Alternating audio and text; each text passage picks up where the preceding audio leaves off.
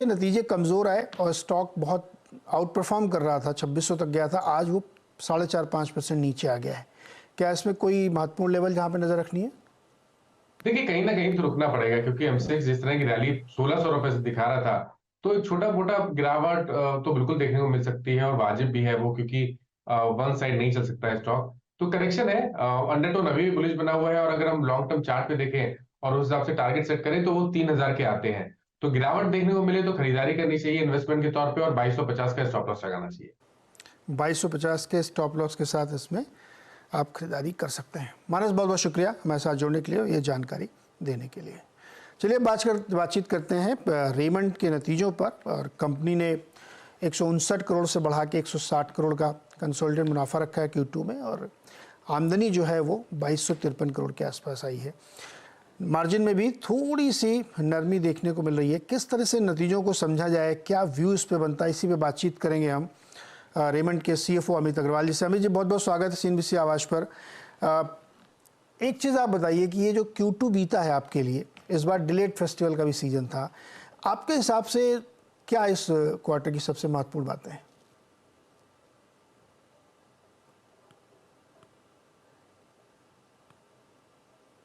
जैसे ही पितृपक्ष खत्म हुआ, दुर्गा पूजा का फेस्टिवल शुरू हुआ और उसके बाद अभी दिवाली की जो शॉपिंग चल रही है, फॉलोड बाय वेडिंग, वो काफी स्ट्रांग देखने को मिल रही है। क्योंकि अगर हम ट्रैक करते हैं वीक टू वीक सेल्स, तो क्लियरली हमको दिखता है कि वीक टू वीक सेल्स में 30 to 40% ग्रोथ जो लेट्स से 4 से 6 हफ्ते पहले थी, वो अभी के वीक में 30 to 40% ग्रोथ देखने को मिल रही है। किंतु इस क्वार्टर में बात करें तो हमारे लिए काफी अच्छा रहा है, क्योंकि ऑब्वियसली हमारा जो ब्रांडेड अपैरल का बिजनेस है, अगर आप देखें, जिसके ऊपर काफी बड़ा फोकस है, फ्यूचर उसका बहुत बड़ा है, उसमें क्लियरली हमने कैजुअलाइजेशन भी किया एक तरफ, दूसरी तरफ प्रीमियमाइजेशन किया, जिसके कारण हमको करीब-करीब 18% की रेवेन्यू में ग्रोथ देखने को मिली। और नेचुरली अगर रेवेन्यू में ग्रोथ आती है, तो मार्जिन इंप्रूवमेंट भी आता ही है, और वो भी हमको क्लियरली देखने को मिला। दूसरा जो एक वेक्टर है लाइफस्टाइल बिजनेस में, अगर ग्रोथ की बात करें, तो हमारा है गारमेंटिंग का बिजनेस, जो चाइना प्लस वन को क्लियरली करता है, दर्शाता है कि जो अपने देश में मेक इन इंडिया की और एक्सपोर्ट करने की जो थीम चालू है, उसमें बहुत ही अच्छा काम हो रहा है और हम लोग भी उसमें काफी अच्छी तरह से पार्टिसिपेट कर रहे हैं, जिसके कारण हम करीब-करीब 200 करोड़ रुपए का कैपेक्स कर रहे हैं। अपनी जो गारमेंटिंग की लाइन्स है, उसको 1/3 इंक्रीज कर रहे हैं। इन सब के कारण वहां पे भी हमने अच्छी ग्रोथ देखने को मिली, 18% ग्रोथ देखने को मिली। तो ओवरऑल हम ये कहेंगे। और तीसरी चीज, अगर रियल एस्टेट प्रोजेक्ट की बात करें, तो हमने जो रियल एस्टेट प्रोजेक्ट में जुलाई के महीने में 2 बड़े प्रोजेक्ट लॉन्च किए थाने में, जो क्लियरली डिमॉन्स्ट्रेट कर रहा है कि हमारा जो सेल्स बुकिंग है वो काफी अच्छी आई। अगर आप देखें तो इस क्वार्टर में करीब-करीब 650 करोड़ रुपए की हमको सेल्स बुकिंग आई। तो ये क्लियर बताता है कि हमारे जो थॉट प्रोसेस है, जिस काम पे हम कर रहे हैं, जो स्ट्रेटजी हम फॉलो कर रहे हैं, वो काम करती दिख रही है। आप कह रहे हैं कि चाइना प्लस वन ने भी प्ले अप किया है और पितृपक्ष के बाद तेज़ी इसमें देखने को मिली है। तो दो सेगमेंट हैं आपके, अपैरल और गारमेंट वाले, उसमें क्या इनोवेशन किया, क्या ट्रिगर्स रखे आपने जिससे कि ये ग्रोथ हासिल हुई? जी, बिल्कुल। तो देखिए, पहले मैं ब्रांडेड अपैरल की बात करता हूँ कि ब्रांडेड अपैरल में 2 बहुत इम्पोर्टेंट होता है कि जैसे जो शर्ट है या ट्राउज़र है या सूट है, जब आप स्टिच पार्क एवेन्यू का, रेमंड रेडी टू वियर का देखते हैं या कलर प्लस की कैजुअल शर्ट्स देखते हैं, हमारा चिनोज़, तो इसमें जो डिज़ाइन है, वो एक बहुत इम्पोर्टेंट रोल प्ले करती है और वो डिज़ाइन हम कंटिन्यूअसली इनोवेट करते जा रहे हैं। नई-नई डिज़ाइन्स ला रहे हैं, नए ट्रेंड फैशन के बना रहे हैं, जिसके कारण कि लोग अट्रैक्ट होते हैं और हमारे कपड़े खरीदते हैं। सेकंड थिंग, एक ऑल्सो इम्पोर्टेंट फैक्टर है, जो हमने एथनिक्स लॉन्च किया है, उसमें क्या देखने को मिलता है कि एथनिक्स हो चाहे हमारे अपैरल हो, इसमें जो स्टोर है, वो बहुत एक इम्पोर्टेंट फैक्टर है। अगर हम स्टोर नहीं खोलते, तो आपका एक्सपोज़र नहीं होता। कहते हैं ना, एक्सपोज़र क्रिएट्स डिमांड। वही चीज़ हमको देखने को मिली कि इस क्वार्टर में अगर आप देखें, तो हमने 60 स्टोर खोल दिए और वो 60 स्टोर के कारण थोड़ा सा ट्रैक्शन आया है लोगों को कि अच्छा इनके पास ये भी प्रोडक्ट है, इनके पास ये भी प्रोडक्ट है, तो हम खरीद सकते हैं। तो वो एक देखने को अच्छा मिला है। अगर अब हम गारमेंटिंग की बात करें तो क्लियरली जो चाइना प्लस वन की थीम चल रही है, जो कि अपने देश को एक बहुत बड़ा एडवांटेज मिला है कि हम अब एक्सपोर्ट करते हैं, चाइना जैसे एक्सपोर्ट करता था उसी तरीके से अब हमको भी एक मीनिंगफुल प्लेयर की तरह देखा जाता है, स्पेशली टेक्सटाइल गारमेंट सेक्टर में। तो वो उस चीज का क्लियरली हम एडवांटेज लेते हैं। हम पहले से थे प्रेजेंट, तो हमको जो ग्रोथ आ रही है वो दो रीजन से, हमारे जो एग्जिस्टिंग कस्टमर थे उन्होंने अपना ऑर्डर बढ़ाया है, और दूसरा हमको काफी नए कस्टमर्स जो बहुत ही मार्की नेम्स हैं ग्लोबली, उनका ऑर्डर हमको आना शुरू हो गया है। अच्छा, फेस्टिवल सीजन तो शुरू हो ही गया अग्रवाल साहब, और अब शादियों का सीजन भी शुरू होने वाला ही है, क्या तैयारियां हैं आपकी? देखिए हमारे आज ऑलमोस्ट 100 स्टोर हो गए एथनिक्स के, और अभी तक का जो सेल्स ये पिछले आई वुड से 25 दिन की मैं बात करूं, 25-26 दिन में, तो जो एक्सपेक्टेशन थी हमारे एथनिक स्टोर से ऑलमोस्ट वही एक्सपेक्टेशंस हम मीट कर रहे हैं। और अभी जो बड़ा गेम चेंजर है जैसा आपने बताया वेडिंग का, उसकी शॉपिंग अभी शुरू हो रही है, और वो जो है वो अगले 25 से 30 दिन वो बहुत ही इंपॉर्टेंट है टू गेज कि हमारा प्रोडक्ट ठीक था, हमारा क्या नाम है, the way we present our product वो ठीक था। इन सब चीज को देखते हुए हमको लगता है कि ये 25-30 दिन बहुत क्रिटिकल होने वाला है अंडरस्टैंडिंग के लिए कि क्या बिजनेस में हमारा कैसे, क्या चीज ठीक चला और क्या चीज नहीं ठीक चला। क्योंकि अभी जब हमारे 100 स्टोर हुए हैं, अभी बहुत ही रिसेंट हमने बिजनेस को लॉन्च किया है, तो हमारे को कुछ सीखना होगा, कुछ चीजों को चेंज करना होगा, वो हमारे लिए फ्यूचर में फर्दर ग्रोथ लाके देगा।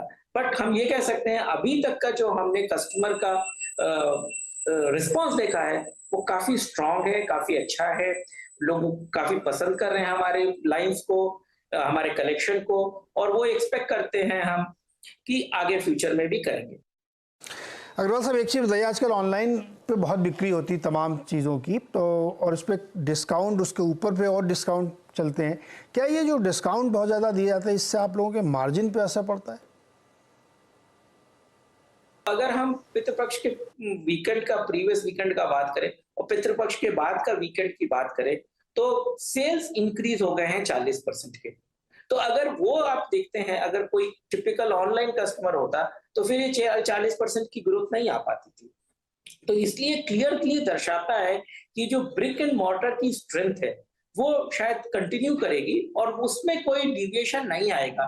क्योंकि आज एक कपड़ा खरीदता है, जैसे शादी के लिए है या त्योहार के लिए कपड़ा खरीदता है, तो उसमें एक आदमी को लगता है कि मैं जाके फील करूं, अच्छा है बुरा है, सेकंड थिंग अपने ऊपर पहनूं, तो जिससे पता चलेगा कि कितना कंफर्टेबल उसको है वेयरिंग। क्योंकि ये एक इम्पॉर्टेंट फैक्टर है कि ऑनलाइन में वो फील आप नहीं ला पाते।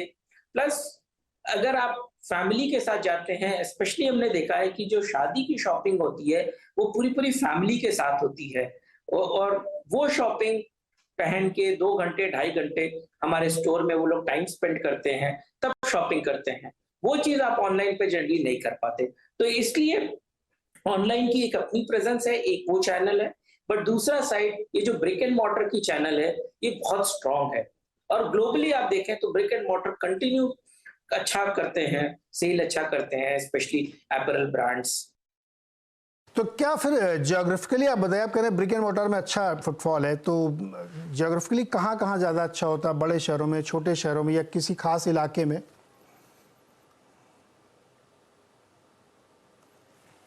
कि देखिए अगर हम बात करें तो अभी जो डिमांड बहुत अच्छी देखने को मिल रही है वो टीयर 1 टू टीयर 4 में बहुत अच्छी डिमांड देखने को मिली है।